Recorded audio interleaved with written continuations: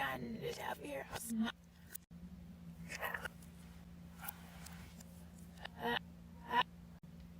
I'm perfectly fine. That's cool on the beat.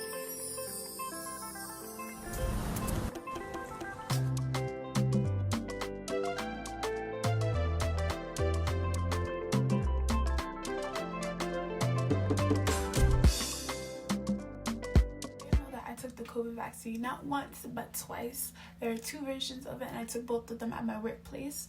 I'm not going to state specifically where, but I work at a hospital as a float CNA, meaning that I travel all over the hospital at different units, which include the COVID unit. Why I took it, my reaction to it before and after, the side effects, if I got superpowers, I'm gonna let you all know in the tea. But before I go into it, make sure you guys click the subscription button below and ring that bell to receive notifications for whenever I post. I'm recording the next day because I felt lazy to continue recording the other day. Anyways, as I was saying before, I took two types of COVID vaccines: the moderate COVID vaccine and the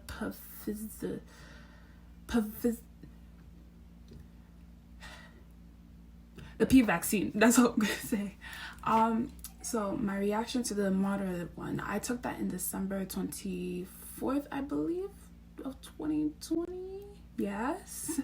When I went in, it was super chill. I just saw all these people. You're supposed to sign a consent form. Here's a picture of mine. You sign it, your work number, everything, your information, saying that you consent to taking this vaccine. So after I signed the papers, they asked me if I had taken any other vaccine the day before, weeks before, anything like that. I said no. And then afterwards, they give me this little card that tells me the next time I have to go and take the vaccine. And on top of that, that I actually did take the vaccine. So it's a little card that just tells, it's like you know how you take those physical tests and you need like the record that you took it? It's basically the same thing on a little card. So when I went in, I sat down. They asked me if I had any symptoms of coughing, sneezing, any of the COVID symptoms, and I said no. Just like a regular flu shot, they clean it up with alcohol, give you the shot, and that's the difference between me taking the flu vaccine and the moderate vaccine is that they made me sit down for 15 minutes before I could resume to going back to doing my job. Because at that time I was working and they sent me down to take it because they had available slots. When I eventually took it, I didn't feel anything. I didn't feel anything at all. Now, when I went home, my stomach felt so bloated and I felt so much pain. It wasn't as much pain as if like when girls are on their period. No, it's not like that. It just felt like a stomach ache, as if I ate so much food and my stomach was so full that it hurt a lot. That lasted for about an hour, but afterwards I felt perfectly fine. The second one, I'm gonna try saying this again. Pfizer BioNTech COVID-19 vaccine. Hey, you English people making this big names for small vaccines, like why? But anyways, when I took the P vaccine, basically I didn't feel anything at all. Same process. They sent a little card for me showing that I did take the second COVID vaccine. I sat down for 15 minutes and went on my way. The only difference with this, when I took the second vaccine, is that the location in which I took the vaccine in, which was my left arm, the top of my left arm, I could not move it the next day. It was as if someone punched the area for so long, and that it's so sore that I can't even. People say that it's normal to feel pain after you get a shot, but no, this was like a different type of pain. I would say this is how far I could move my arm. Mind you, I was working that day too, so I wasn't able to move patients, lift patients at all with this arm. So they made me sit as a 1-to-1, absorbing one patient. I also felt very dizzy as well and sluggish. I was not necessarily focused as to what I was doing, even though it was like a simple task. I felt a little bit drowsy and just lazy, I guess, like an uncontrollable lazy sensation. When I asked another nurse, she said that while she was delivering medication, she also felt the same way. She felt sluggish and that it felt as if like she's walking in slow motion, if that makes any sense. Where you're like running from something, but you're like literally like you can't run as far, like some demon is chasing you. I seen a video, I'm gonna post it right here, but it's like they were like how you run in dreams when you think that you're Usain Bolt when you're actually like running 2 meters away.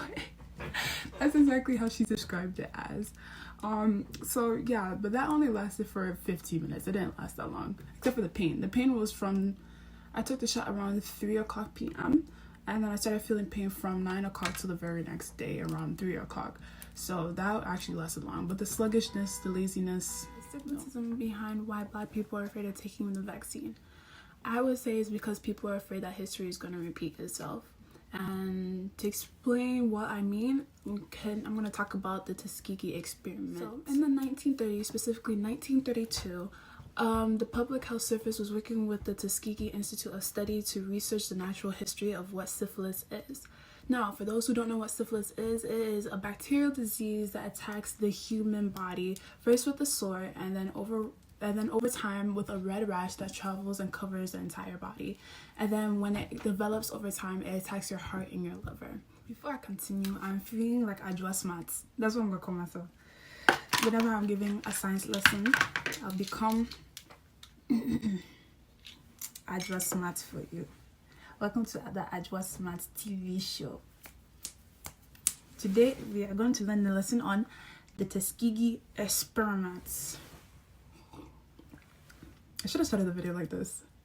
See my stupidity. I can't run my computer like this, so I'm gonna just keep my thing because I got contacts on.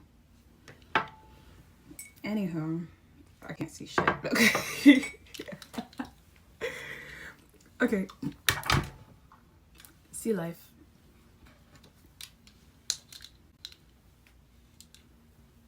I still look cute though.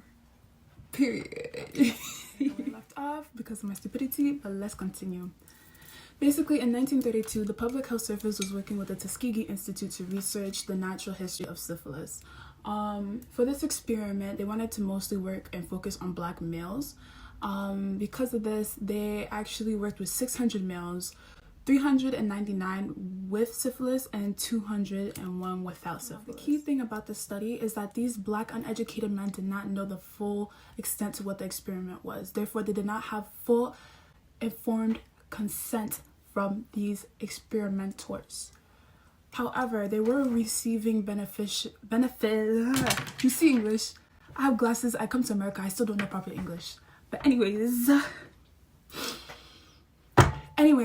these men still received benefits such as medical examinations, free food, insurance for burial.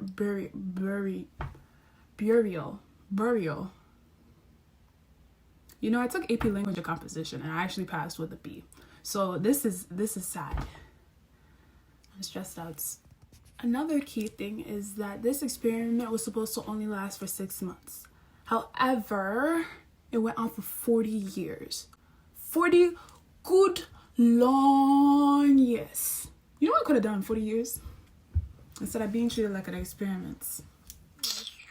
I was actually doing my YouTube video when someone told me to come into Tokoko outside. Beep. Or whatever those TVs do. In the healthcare world, giving false information is just unethical. And it's just not wise. It is not part of the job description.